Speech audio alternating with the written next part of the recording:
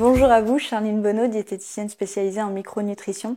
Aujourd'hui, on va aborder l'alimentation anti-stress parce que je pense que vous n'avez pas conscience à quel point l'alimentation, en fait, finalement, si elle n'est pas adaptée à vos besoins, peut générer, en fait, peut impacter votre état de stress au quotidien, peut vraiment maximiser, en fait, toutes ces sensations désagréables, toute cette irritabilité, cette impatience que vous pouvez ressentir tous les jours et dont vous pouvez avoir l'impression de ne pas avoir vraiment le contrôle. Donc je voulais vous parler tout simplement de quelques clés comme ça que vous pouvez mettre au niveau de votre alimentation, des principes qu'il faut vraiment respecter et qui peuvent vraiment avoir un impact et changer, limiter en tout cas tous les effets négatifs du stress. Donc, ce qu'il faut comprendre, c'est que le stress, c'est pas quelque chose de si délétère en soi. C'est quelque chose qui a quand même un impact qui est important en fait finalement. Si vous aviez absolument aucun stress dans votre vie, non seulement en termes de survie, ça aurait été très très compliqué. Bon, peut-être plus particulièrement auparavant quand on était dans la nature et qu'il fallait se défendre des animaux, ok. Mais même aujourd'hui, en fait, le stress c'est quelque chose de positif. C'est quelque chose qui vous éloigne qui vous éloigne en fait du risque et qui vous donne en fait des ressources supplémentaires pour pouvoir affronter ces risques si vous n'avez pas vraiment le choix. Donc c'est pas quelque chose de négatif en fait. C'est un peu comme si vous voulez à petite dose, c'est quelque chose qui va vous renforcer sur le plan mental, mais qui va aussi vous renforcer sur le plan physique, puisque avec le stress, il y a associé beaucoup de réactions chimiques qui maximisent en fait, qui permettent le développement aussi de la masse maigre. Donc vraiment, c'est une réaction physiologique qui est normale et qui est quotidienne et qui finalement est vraiment nécessaire. C'est un peu comme tout ce qui est radicaux libres ou stress oxydatif, même le développement du système immunitaire grâce aux bactéries pathogènes. Si on prive un organisme de toutes ces choses, en fait, ça finit par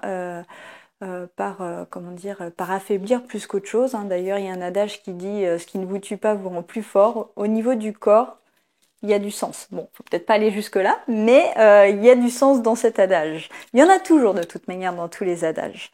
Donc, en fait, en théorie, l'organisme est tout à fait capable, et c'est même bénéfique pour lui, donc de ressentir du stress, et il est capable de s'adapter. Donc, tous les petits stress aigus que vous pouvez avoir dans votre journée, c'est pas quelque chose qui va être négatif, au contraire, c'est quelque chose qui va vous aider à vous dépasser. Là où ça devient plus délicat, qui va avoir plus de conséquences délétères pour l'organisme, c'est quand ce stress va devenir chronique et que vous allez tous les jours fonctionner avec ça, avec un épuisement de toutes vos ressources, de toutes les ressources, parce qu'en fait, quand vous êtes en état de stress, vous sollicitez toute la réserve. D'ailleurs, c'est pour ça que dans certaines situations de stress, il y en a qui sont vraiment shootés à ça, vous allez avoir vraiment cette pleine capacité, vous allez ressentir cette puissance en fait qui vient à l'intérieur et qui vous donne beaucoup plus de ressources qu'en temps normal. Donc imaginez ça tous les jours, ça finit vraiment par épuiser l'organisme. Donc ce qu'on va essayer de faire là aujourd'hui avec une alimentation, c'est vous aider en fait à le baisser parce que finalement aujourd'hui le problème c'est que le stress est devenu quelque chose de chronique, c'est devenu quelque chose de peut-être plus doux en fait qu'auparavant où vraiment on se faisait courser par des animaux, des choses comme ça. Mais le problème c'est que en fait l'organisme est plus capable de vraiment distinguer de quand il est réellement en état il faut qu'il se défende, qu'il est en état d'alerte et les moments où il est juste il doit se reposer en fait. Il y a tellement plus de distinction de par ce qui occasionne le stress aujourd'hui que l'organisme est plus capable de faire la différence. Donc au niveau de votre quotidien, ce qui peut se passer, c'est que vous allez avoir des comportements qui vont être influencés par cet état de stress chronique et vous allez par exemple avoir des pulsions de sucré ou de salé à certains moments de la journée.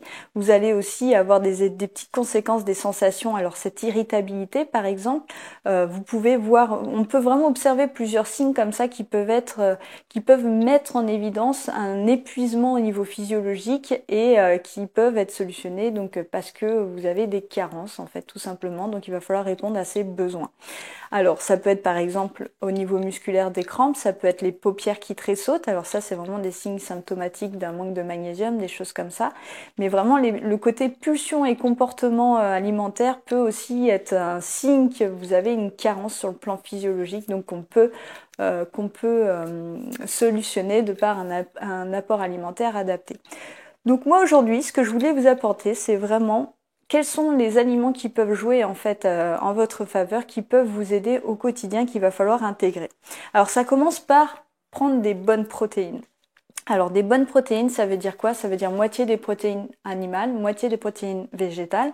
Animales parce que l'avantage c'est qu'elles vont être vraiment bien assimilées, c'est vraiment des protéines qui ont une valeur biologique qui est très très intéressante, en particulier celle des produits laitiers.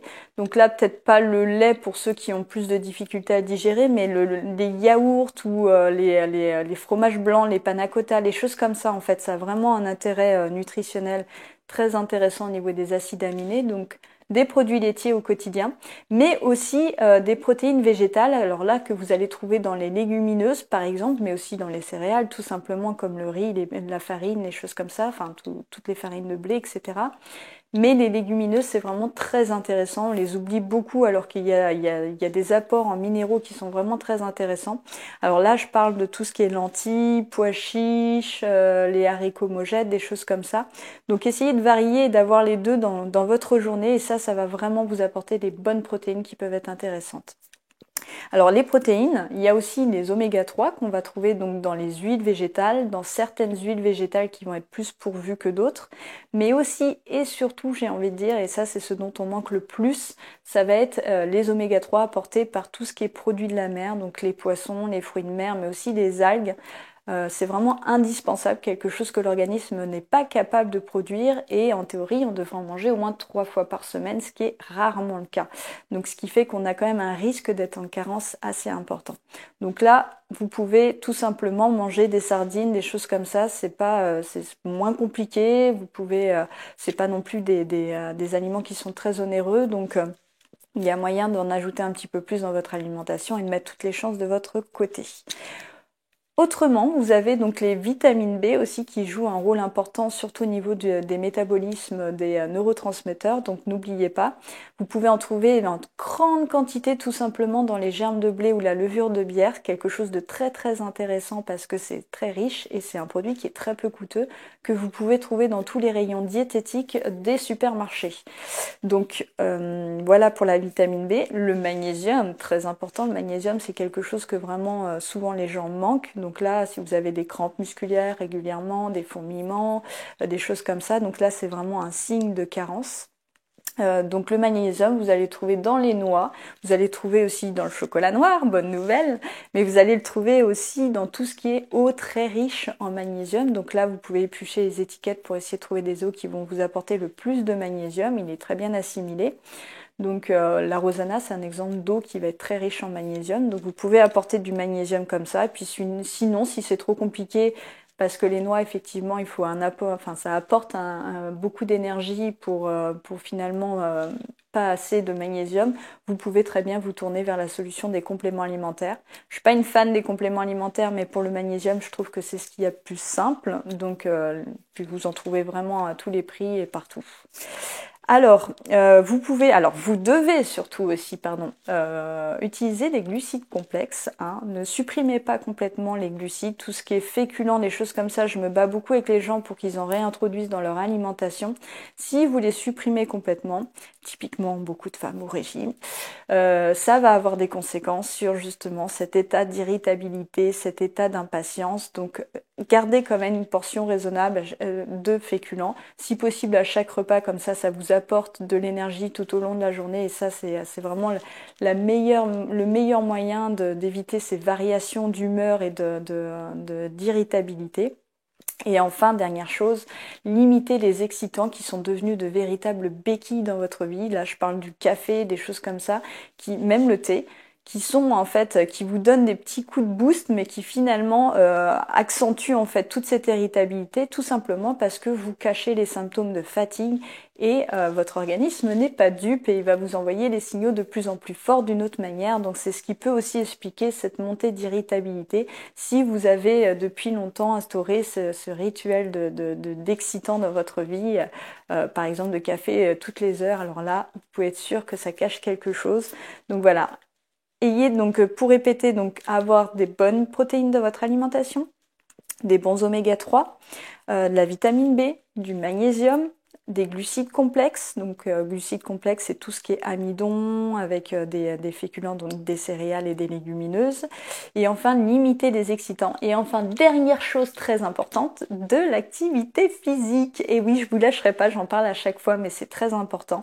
L'activité physique, c'est aussi un très bon moyen de décompresser, de faire redescendre la pression, et puis aussi d'apporter beaucoup de choses au niveau des neurotransmetteurs, parce qu'il se passe des choses quand vous faites de l'activité physique. La sédentarité, il n'y a rien de pire pour l'organisme, donc n'oubliez pas tout simplement de prendre des pauses et de vous dépenser un petit peu, de marcher tout simplement, de faire des choses comme ça.